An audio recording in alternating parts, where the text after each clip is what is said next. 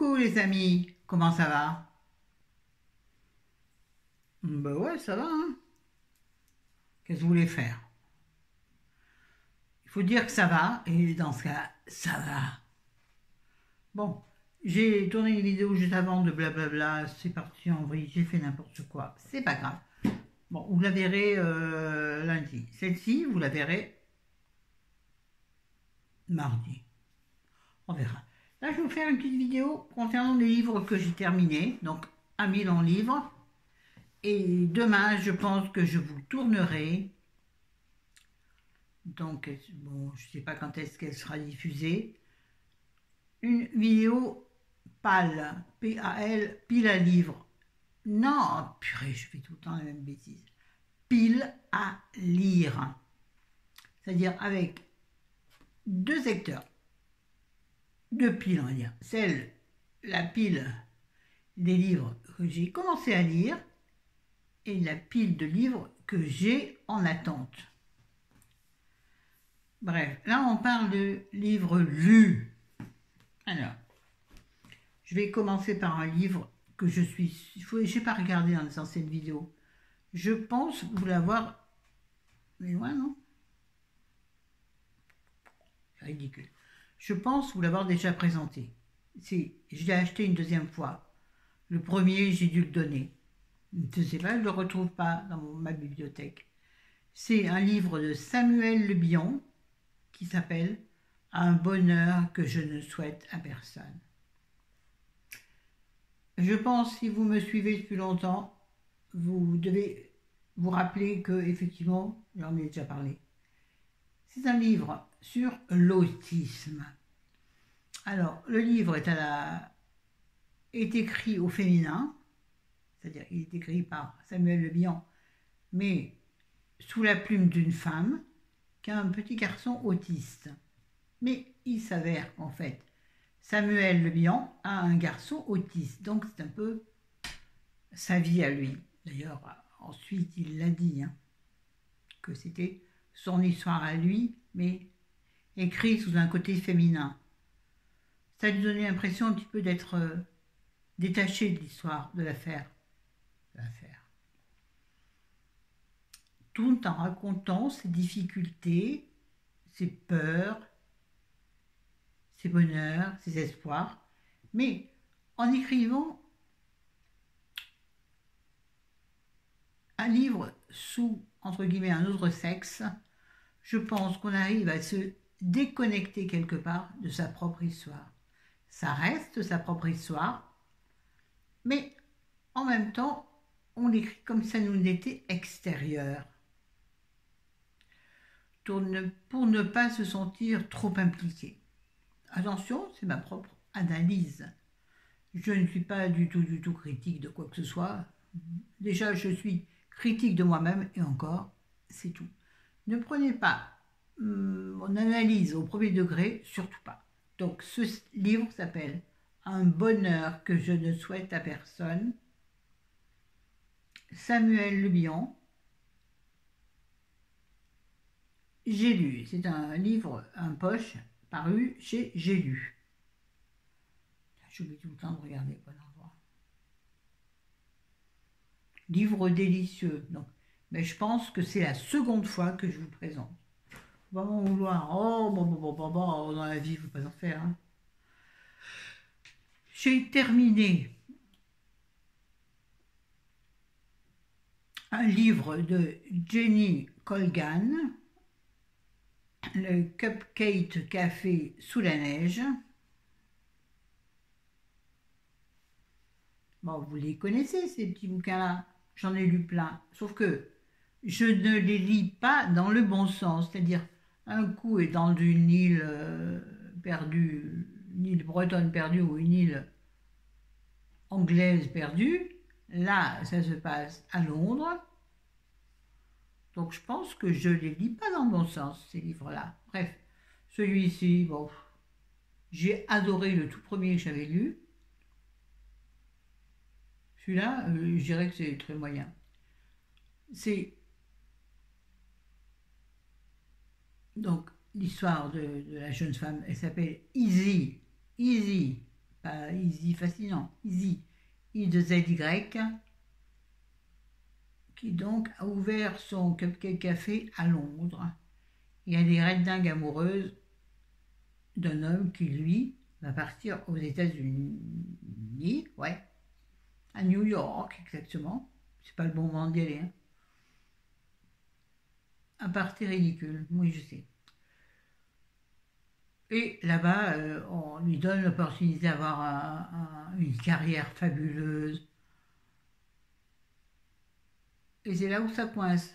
Easy, s'étant installé très récemment à Londres, ayant enfin ouvert le Cupcake Café qu'elle avait envie d'ouvrir et qui marche fort bien, qui lui donne enfin l'impression de vivre. Et là, son cher et tendre est demandé aux États-Unis, c'est une banque, si je me rappelle bien, ou un truc dans le genre, ouais, pour un poste un petit peu fabuleux. Je trouve pas le mot, comme d'habitude, pour un poste sérieux et sérieux.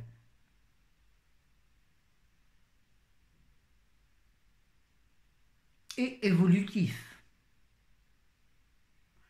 Oui, qui va lui permettre éventuellement d'évoluer. Ah, c'est con ce que je dis là.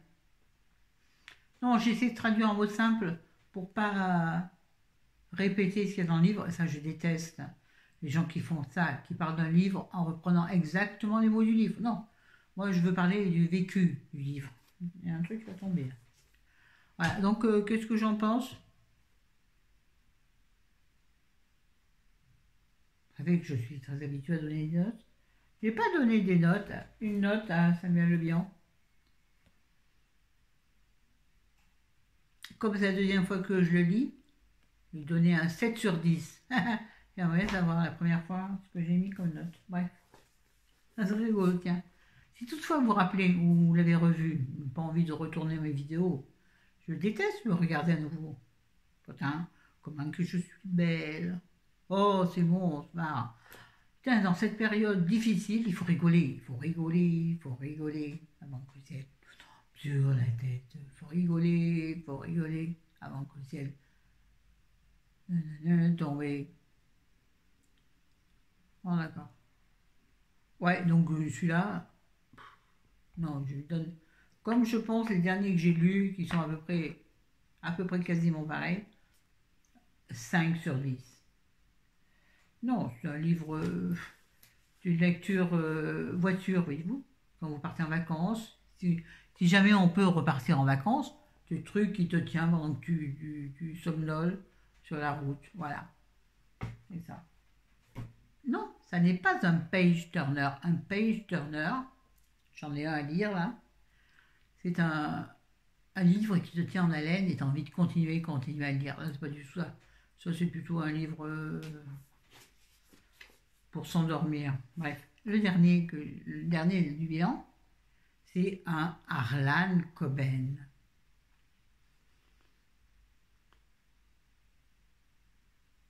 Le titre, c'est Par accident.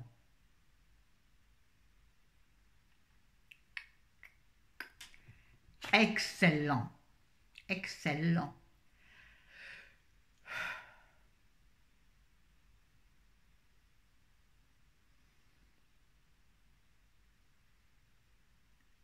C'est l'histoire d'un jeune homme qui,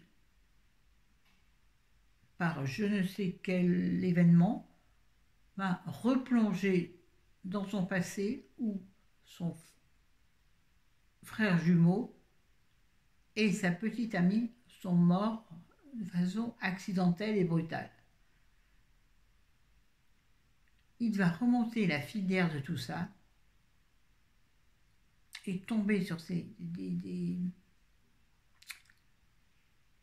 des choses, comment dirais-je, sur des histoires, des nœuds, des histoires qui ont rapport avec pas la CIA, enfin un truc dans le genre quoi.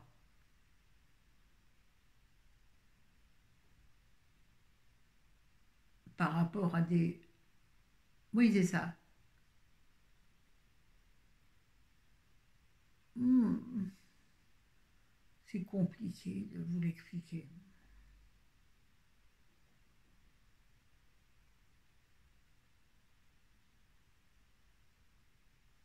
Par rapport à des inquiétudes politiciennes, y a-t-il eu des y a-t-il eu oh, des énigmes militaires?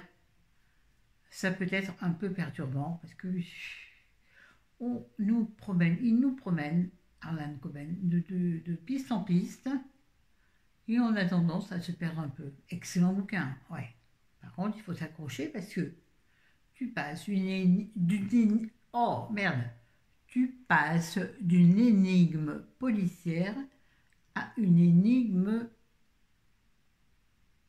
politicienne, politicienne, politicienne, alors, et militaire. Moi, j'ai du mal avec tout ce qui est politique, militaire, tout ça, j'ai du mal.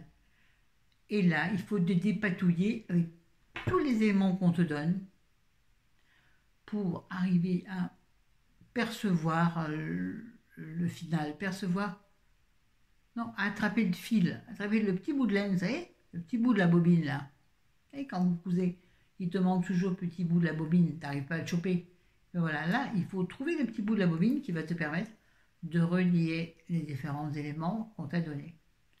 Compliqué, mais excellent. Harlan Coben, c'est vraiment bien. Mais c'est pas glauque, c'est pas sanguinolent, absolument pas.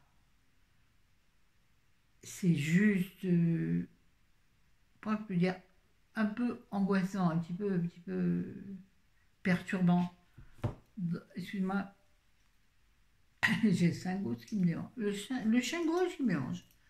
C'est un petit peu, voilà, c'est ça. C'est-à-dire, c'est perturbant dans le sens où je dis, oh là là là, tous ces méli-mélos là dont il nous parle, ce serait pas encore possible? C'est pas possible là?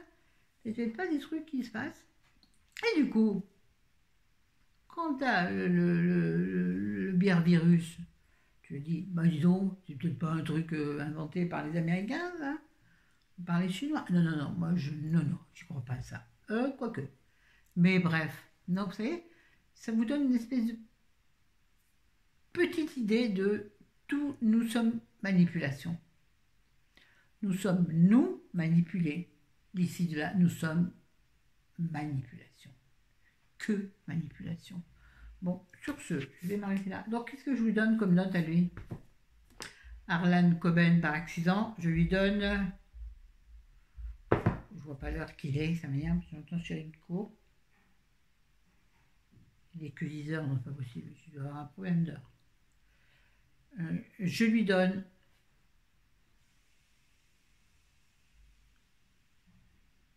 un 8,5 sur 10. Ouais. Pas donner un 9 parce que je reste sur ma faim. Je trouve que c'est pas assez approfondi. Il y a peut-être des petits trucs qu'on laisse en suspens. Charge à toi d'en faire ce que tu veux. Ben, ça, j'aime pas. Donc, 8,5 sur 10. Ah, les gars, je pense que là, on est terminé. Et là, je pense que tu es drôlement bien. Bon, sur ce, je vous aime, je vous adore. Je vous dis à bientôt. Cette vidéo sera en ligne mardi, je pense. Mais je crois que je ne vais pas arriver à faire une vidéo par jour. J'arrive au bout de mes idées. Non, sincèrement, pour rester authentique, j'ai du mal. Donc aujourd'hui, vous avez la vidéo que j'ai tournée précédemment. Donc, la sorte de make-up que j'ai faite et où j'ai parlé de mes grands-parents. Et celle-ci où j'ai parlé donc bouquin. La prochaine sera, je vous l'ai dit, les livres que je suis en train de lire. Non, je pense à un truc qui me met un petit peu de rose au bout de mon nez. Oui, moi c'est comme ça que je m'amuse avec le maquillage.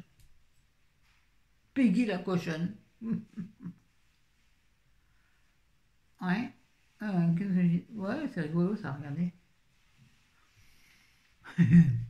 Moi, je trouve ça drôle. Oui, c'est n'importe quoi. Et alors? On s'en fout pas un peu? La vie doit être que de la rigolade. Sinon, autant aller voir ailleurs si on y est. Et vous? Oui, j'ai un peu n'importe quoi. J'ai très très mal au dos, les gars, les filles, les gars. Bon, allez, j'arrête. Donc, à bientôt, je sais pas quand. Je vous aime, je vous adore. Prenez soin de vous et de ceux que vous aimez.